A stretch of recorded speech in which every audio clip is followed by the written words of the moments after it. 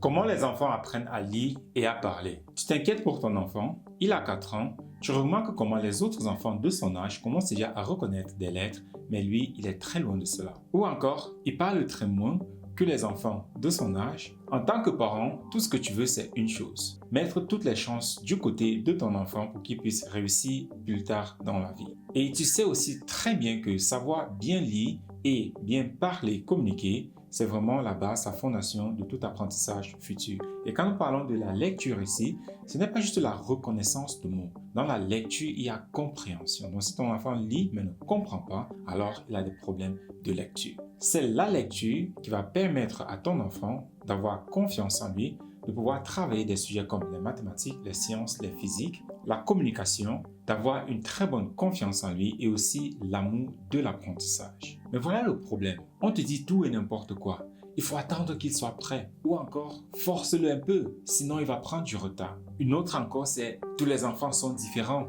ils n'apprennent pas au même rythme. Ces conseils contradictoires te laissent complètement perdu. Et pendant ce temps, toi le parent, tu as peur de rater la période où ton enfant peut tout et vite apprendre simplement et rapidement que possible. La vérité, c'est que ton enfant a des fenêtres d'apprentissage très spécifiques.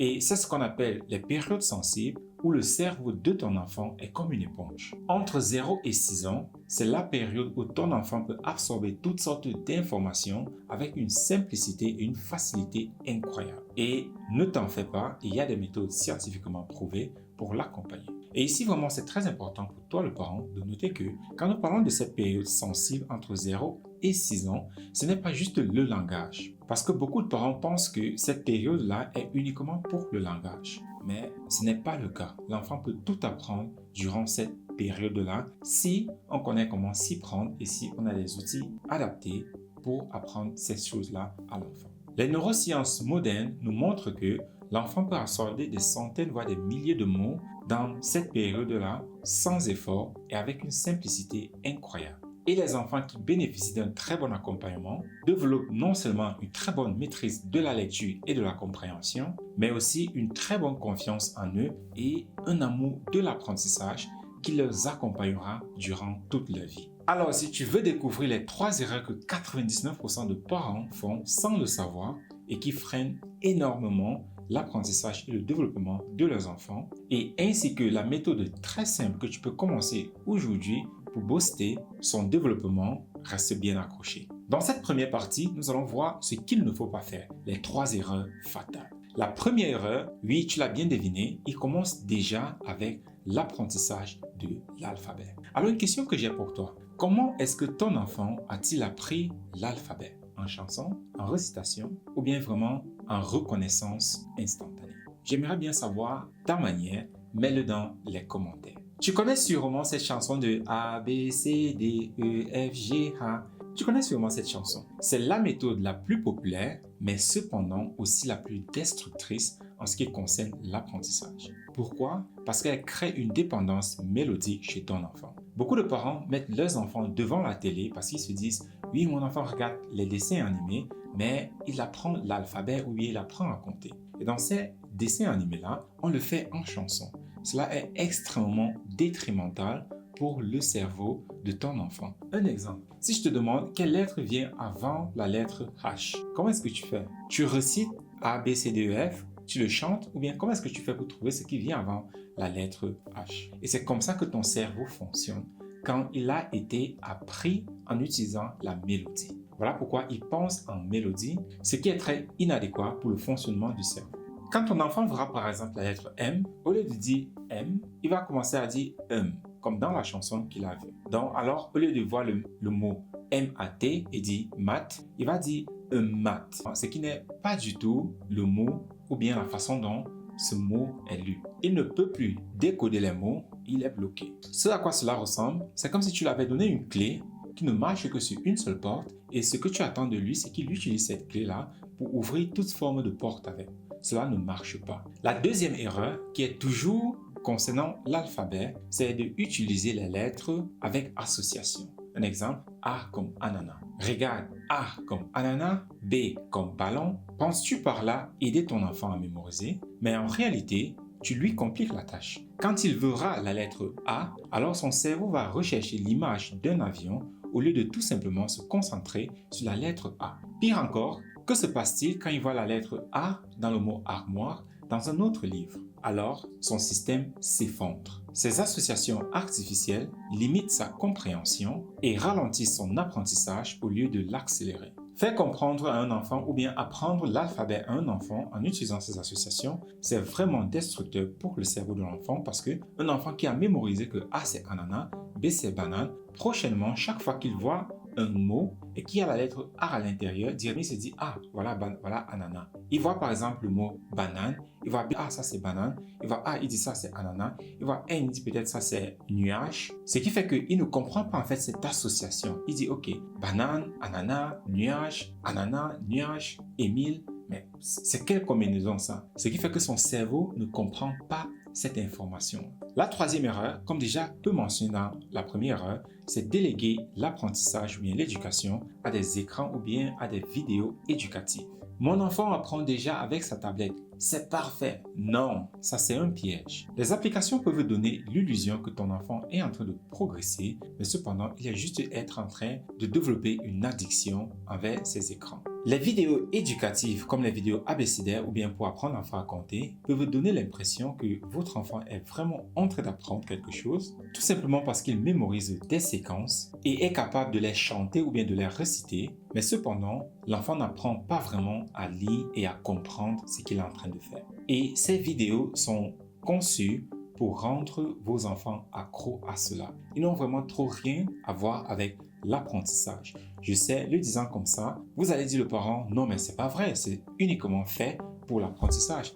Mais non, ce n'est pas fait pour l'apprentissage. C'est fait pour attirer l'attention de vos enfants, détruire leur concentration et leur capacité naturelle d'apprentissage. Vous allez remarquer que plus vos enfants passent du temps sur ces vidéos éducatives, plus vos enfants auront des problèmes de concentration et aussi ils seront très dispersés, agités et auront du mal à tenir sur place. Un écran ne peut pas s'adapter au rythme unique de ton enfant, corriger ses erreurs en temps réel ou encore détecter qu'il a besoin de renforcer telle ou telle compétence. Et surtout, cela remplace l'interaction humaine qui est cruciale pour le développement du langage. Et aussi, l'enfant va reciter sans toutefois comprendre ce qu'il est en train de faire. Tu vois maintenant pourquoi 99% des parents ralentissent le développement et l'apprentissage de leurs enfants sans le savoir. Mais rassure-toi, je vais te montrer quoi faire exactement à la place. Maintenant, nous allons voir la quatrième erreur, dont un bonus, je te donne un bonus de plus, des erreurs que toi le parent tu commets sans t'en rendre compte qui freinent énormément le développement et l'apprentissage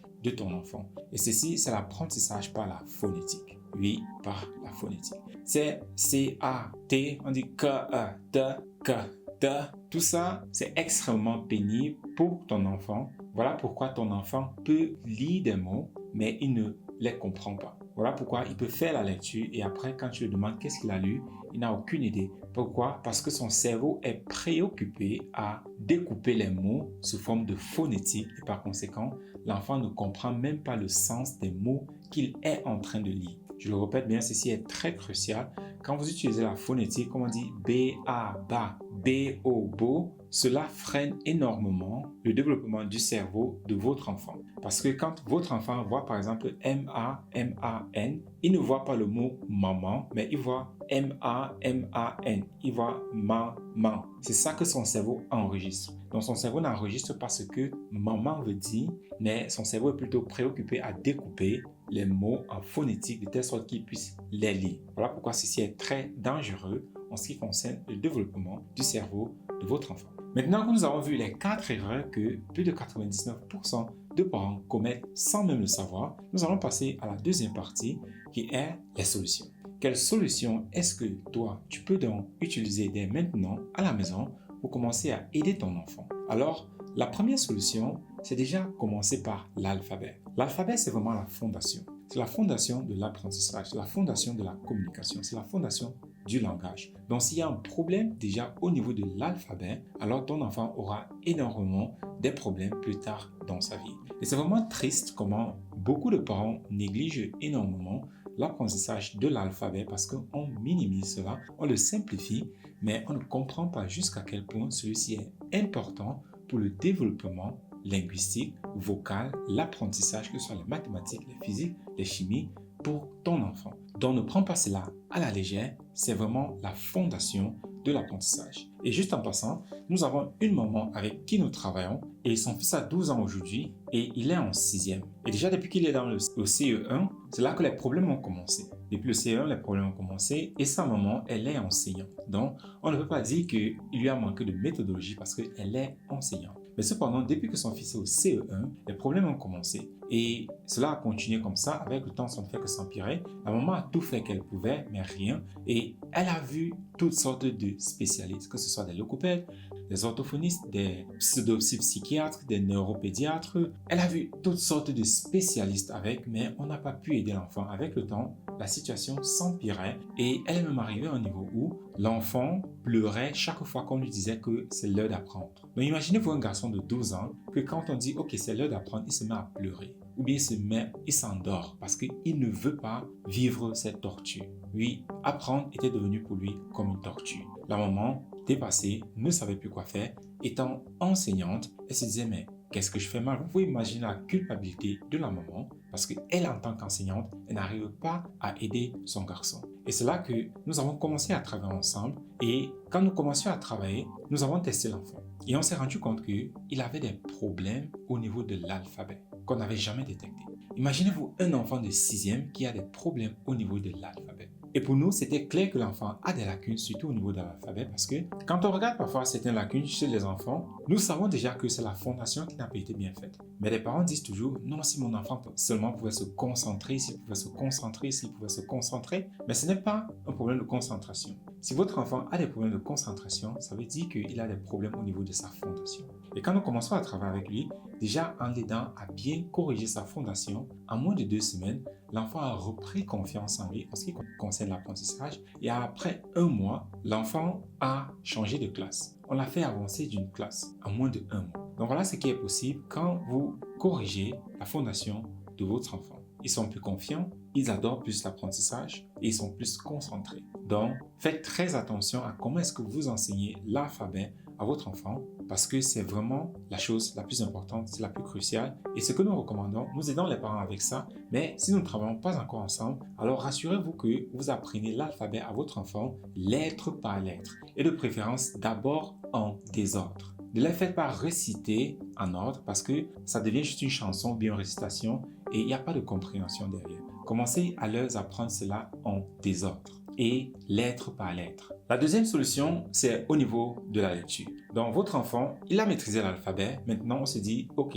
étape suivante, c'est quoi? C'est la lecture. Au lieu de faire les B à bas, B au beau, apprenez-lui mot par mot. Oui, et là, vous commencez à comprendre que ce n'est pas facile, c'est un travail laborieux. Vous devez apprendre à votre enfant chaque mot uniquement. Pas M-A-Ma, ça fait maman. Non, apprenez-lui le mot maman. Ça, tu vois, ce mot-ci, c'est maman. Ça se lit maman. Tu vois, ce mot-ci, P-A, ça se lit papa. Voilà le mot papa. C'est comme ça que vous apprenez la lecture à votre enfant. Et comme je le disais, vous vous rendez compte que ça devient très studieux, laborieux, oui. Parce que si vous faites mal cela, alors cela aura des répercussions au niveau du cerveau de votre enfant. Et c'est là aussi que nous aidons des parents avec qui nous travaillons à accélérer ce procédé-là, de telle sorte que le parent n'ait pas à faire ce travail laborieux. Mais que vous le fassiez avec nous ou bien par vous-même, c'est comme ça que vous devrez développer cela chez votre enfant. Sinon, ils auront des problèmes d'apprentissage plus tard. La troisième solution, c'est le temps d'apprentissage.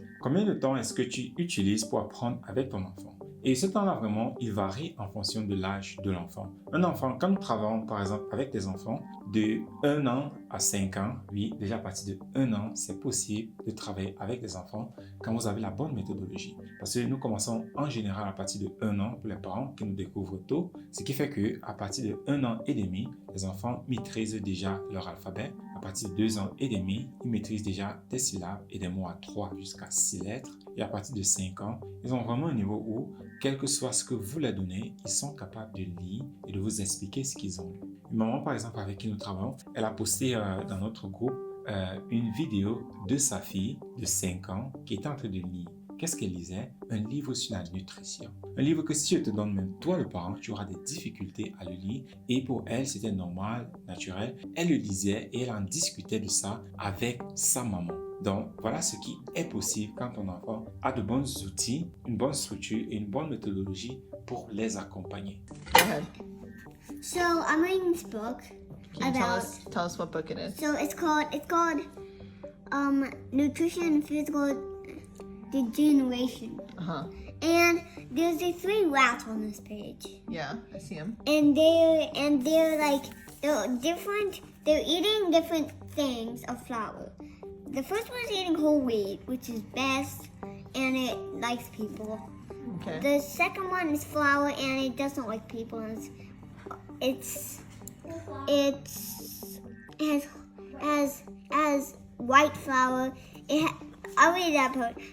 Those on white flour had tooth decay, run away, had skin infections, and were irritable. They did not reproduce, which means they had babies. The third group were undersized. The balance of the radiation for the same role, but that one has more than that one, right? Why does that one have more than that one? More what? More nutrition. No, it's just certain things. So this is ash. What's ash? Can Good question. you look it Does up? it say? Oh, it probably talks about it over here. Yeah, I'll look it up. Okay. But there's probably certain things they measured. Like Cu is copper, What's Fe? iron.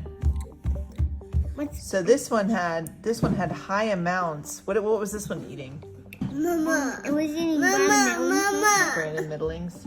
So basically what they're saying is if you get too much iron and too much things out of balance, that also causes problems. Like it stunts growth and stuff like that. So How much copper does it have? this one, Yeah. just like a normal amount, I guess, but it has a lot of iron. Oh, Max should read this Why? because he and I were just talking about this morning. You want to come read it? Remember how we were talking about the amount of iron that you're getting from like enriched flour and stuff? Yeah. And they're showing that even if you get too much of an imbalance with certain nutrients, it also causes this rat had stunted growth. Like it's smaller than it should be. That one's normal. So are you just reading this for fun? No. No? I'm reading it so that I can know about nutrition.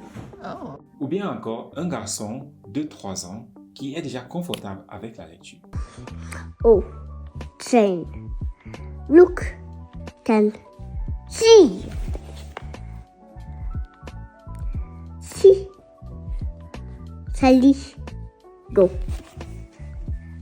See, Tim, go. See, Spots and Beth, go. Wow. Je suis épatée, hein? Oh, Dick. Look, can see. See, Spot, say. Fais attention, c'est quoi ça? C'est spot? See, Spot, jump down. See, Beth, jump down. Down, down, down. Oh, oh, oh. Come, Sally. Come. Non, combien de com il y a là? Come, Sally. Come. Oui. C'est plus de com qu'il fallait, hein? Oh, Sally. Can. Fais attention. Regarde bien. Lis bien. Come, Oui. Sally. Come. Oh, see, Sally. Go, Sally. Go. Donc ce que tu viens de voir là, c'est un résultat qui est possible quand on sait comment accompagner l'enfant. Donc, soit tu le fais par toi-même ou bien tu demandes de l'aide à des personnes qui s'y connaissent, qui savent comment le faire de façon très simple pour pouvoir t'aider. Mais comme j'ai dit, le temps d'apprentissage, il est important. Pour les enfants entre 1 an et 5 ans, en général, c'est 10 à 15 minutes par section maximale. Parce qu'un enfant, il n'est pas fait pour s'asseoir pendant 1 heure de temps, 2 heures de temps sans bouger. Ce n'est pas normal, ce n'est pas naturel. Donc, toi, attendre que ton enfant s'asseye pendant 30, 40, 1 heure de temps sans bouger, ce n'est pas possible. Ils ne sont pas faits pour cela. Voilà pourquoi tu as besoin des outils ou bien des méthodes vraiment faits pour cela, pour t'accompagner, de telle sorte que cela ne soit pas une corvée pour toi, de telle sorte que cela ne soit pas une lourde charge pour toi, mais aussi en même temps que cela soit épanouissant pour ton enfant. Et la quatrième solution, c'est vraiment concernant toi le parent, concernant ton attitude et ton comportement envers l'apprentissage de ton enfant. Durant cette phase-ci, c'est très important que toi le parent, tu restes calme. Majoritairement, toi le parent, tu as déjà oublié comment toi-même tu as appris. Et parfois, nous pensons que l'apprentissage, c'est tellement simple que dès qu'on dit quelque chose à l'enfant, il doit le comprendre, il doit le retenir et il ne doit plus jamais l'oublier. Mais nous oublions que nous-mêmes, nous sommes passés par là et que c'était vraiment laborieux déjà pour nous-mêmes pour apprendre et nous pensons qu'aujourd'hui, nos enfants doivent le faire comme ça au claquement de doigts. Voilà pourquoi c'est très important déjà que toi, le parent, tu fais un travail personnel pour avoir vraiment la patience et le calme dont ton enfant a besoin pour son apprentissage. Parce que si tu es frustré et impatient durant l'apprentissage de ton enfant, alors cela va plutôt compliquer les choses pour ton enfant. Parce que chaque fois que tu lui cries dessus, mais nous avons fait ça hier, tu l'as déjà oublié, mais comment ça? Pourquoi ta tête est dure comme ça?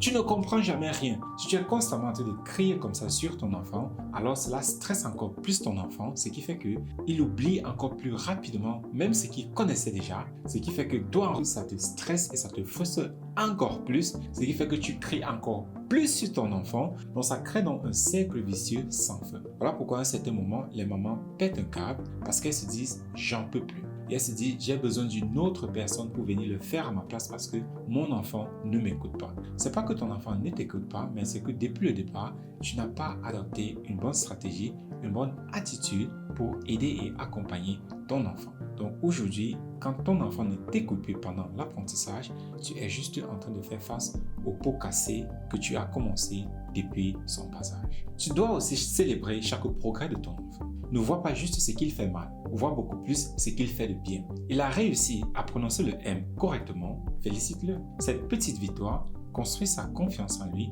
et son envie de l'apprentissage. Et si ça ne marche pas un jour, pas de drame. Dis-lui tout simplement, on essaiera de nouveau demain et passe à autre chose. Car la pression tue l'apprentissage. Tu as maintenant les clés pour éviter les erreurs fatales et tu as aussi les solutions et les clés qui marchent vraiment. Mais soyons honnêtes entre toi et moi. Savoir quoi faire et le mettre en pratique, c'est vraiment deux choses très différentes. Tu te dis, waouh, magnifique, c'est génial tout ça. Mais concrètement, par où commencer? Comment est-ce que je sais exactement où mon enfant est? Comment je structure mes 15 minutes quotidiennes? Et si je me trompe? Et si je te disais qu'il existe un moyen d'accélérer ce processus? Imagine de pouvoir transformer ton enfant en petit génie en seulement 15 minutes par jour, en suivant un plan bien précis, adapté étape par étape pour son niveau. Imagine ton enfant passer de « je n'aime pas lire, je déteste la lecture » à « maman, papa, regarde ce que je suis en train de lire ». Et ceci en quelques semaines seulement. Si tu veux découvrir comment faire pareil avec ton enfant, clique dans la bio pour découvrir la méthode complète et les outils que nous utilisons aussi déjà avec d'autres parents comme toi. Et aussi à noter, les places sont un peu restreintes parce que nous ne pouvons que travailler et accompagner avec un certain nombre de parents à la fois. Ne laisse pas passer cette opportunité à donner le meilleur départ à ton enfant pour sa vie. Car dans 10 ans, tu te remercieras, toi le parent, d'avoir pris cette décision aujourd'hui.